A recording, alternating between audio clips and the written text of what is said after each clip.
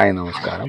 എന്തുകൊണ്ടാണ് നമ്മൾ നമ്മുടെ ഡോഗ്സിന് ഉപ്പ് കൊടുക്കരുത് എന്ന് പറയുന്നത് എന്ന വിഷയവുമായാണ് ഇന്ന് വന്നിരിക്കുന്നത്. മനുഷ്യനെ സംബന്ധിച്ച് വിയർപ്പ് ഗ്രന്ഥികളുടെ എണ്ണം വളരെ കൂടുതലാണ്. എന്നാൽ ഡോഗ്സിനെ സംബന്ധിച്ച് വിയർപ്പ് ഗ്രന്ഥികളുടെ എണ്ണം വളരെ കുറവാണ്.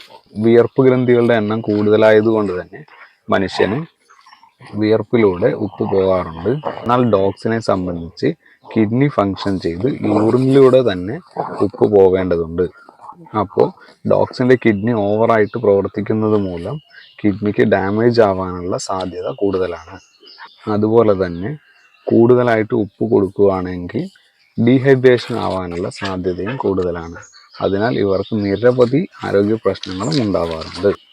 പിന്നെ ഉപ്പില്ലാതെ എങ്ങനെയാണ് കഴിക്കുക എന്ന് ചോദിക്കുന്നവരോട് ഒന്നേ പറയാനുള്ളൂ, രുചിമുകളങ്ങൾ അഥവാ ടേസ്റ്റ് ബഡ്സിൻ്റെ എണ്ണം ഡോഗ്സിന് വളരെ കുറവായിരിക്കും. മനുഷ്യന് ഏകദേശം 10,000-ഓളം ഉണ്ടെങ്കിൽ നമ്മുടെ ഡോഗ്സിന് ടേസ്റ്റ് ബഡ്സിൻ്റെ എണ്ണം 1,500-2,000 ഉള്ളിൽ മാത്രമേ ഉള്ളൂ. അതുകൊണ്ട് തന്നെ അവർക്ക് ഉപ്പില്ലാതെ കൊടുക്കുന്നത് തന്നെയാണ് ഏറ്റവും ഉത്തമം. ഈ ഒരു ചെറിയൊരു വീഡിയോ ഉപകാരപ്രദമായി എന്ന് തോന്നിയാൽ ലൈക്ക് ചെയ്യുക, ഷെയർ ചെയ്യുക, സബ്സ്ക്രൈബ് ചെയ്യുക. താങ്ക്